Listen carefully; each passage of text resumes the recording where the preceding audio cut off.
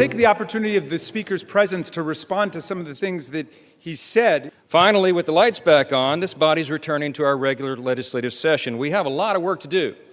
My colleagues on this side of the chamber are ready and eager to get back to our urgent legislative work that we promised the American people we would do. The Democrats had all the Epstein files in their possession for 4 long years under the Biden presidency. The Biden Department of Justice had these files, and no one on this side who is breathless today about the urgency of this release ever said a word about it. And it was the Democrats who could have urged President Biden's Department of Justice to go beyond prosecuting just Epstein and Ghislaine Maxwell, but they didn't do it. And so it's a fair question to ask today, why now? In the very presence of the victims and the survivors who come to join us today, the Speaker said that now would be a time we should be working on urgent legislative work. Mr. Speaker, justice is urgent legislative work. The truth is urgent legislative work.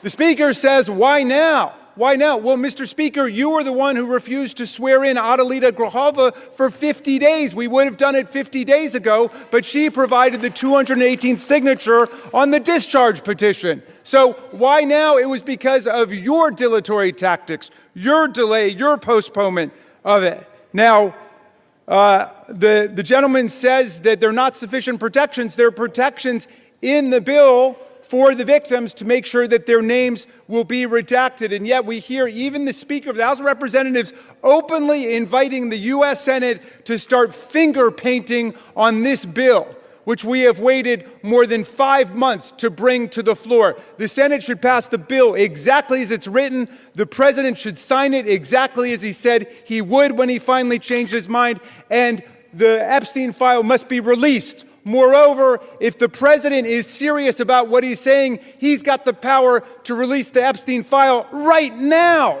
Nobody's stopping him. It's within his possession. It's within his control. He can release the whole thing, and he can redact the names of the victims and others who are innocent in this process. Mr. Speaker, Speaker Johnson said that these are unspeakable evils. Well, because of the bravery and the invincible courage of the women who've joined us today, they're no longer unspeakable. They're spoken. They're articulated.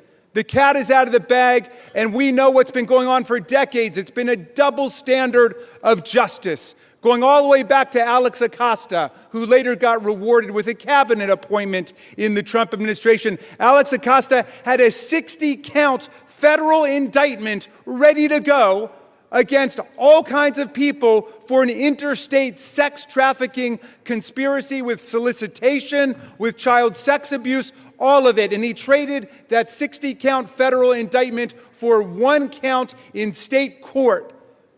And Jeffrey Epstein ended up getting the sweetest of sweetheart deals ever on the plea bargain front. He was free from 8 a.m. to 8 p.m. to do whatever he wanted and continuing to perpetrate his crimes and run his conspiracy. And then he would come and he would watch TV and spend the night in jail. And it was over in about a year after the rape and sexual abuse of hundreds and hundreds of girls. And he kept going and he kept at it.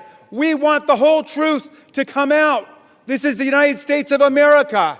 Even the British monarchy wouldn't put up with this. How about the American democracy?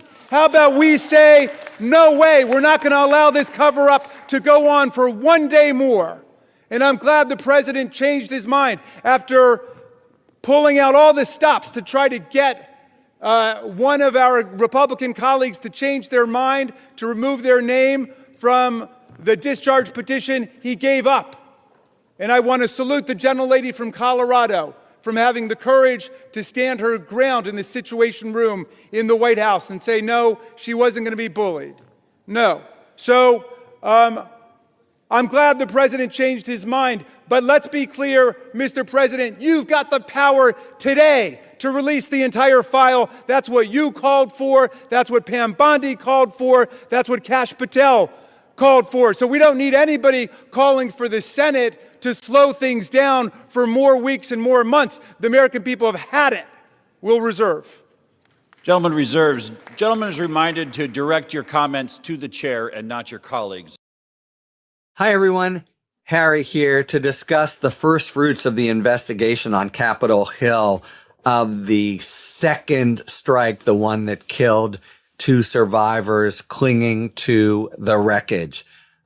First, the headline, I think, Admiral Bradley basically falls on his sword, or maybe is simply telling the truth.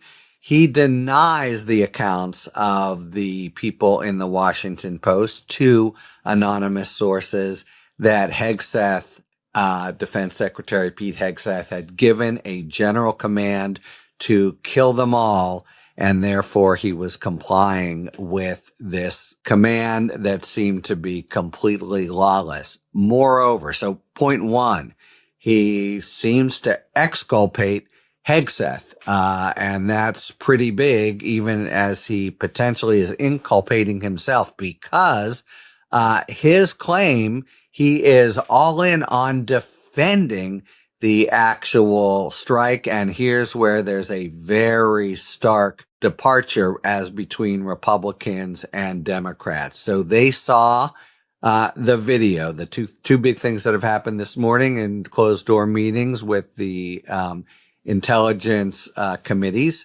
are they see the video and they talk to Bradley. And the video has Democrats saying, for instance, Representative Jim Himes, top Democrat on the House Intelligence Committee, it's one of the most troubling things I've seen in my time in public service. You have two individuals in clear distress without any means of locomotion with a destroyed vessel who were killed by the United States. So according to his description, it is, indefensible. And that's what the commentary has been in the last few days. It's the paradigm. You do a strike, people are clinging to the wreckage of a ship. They are so-called or combat, and you kill them anyway. Bradley, and with the support of Republican senators, is going in on saying it was a lawful second strike with the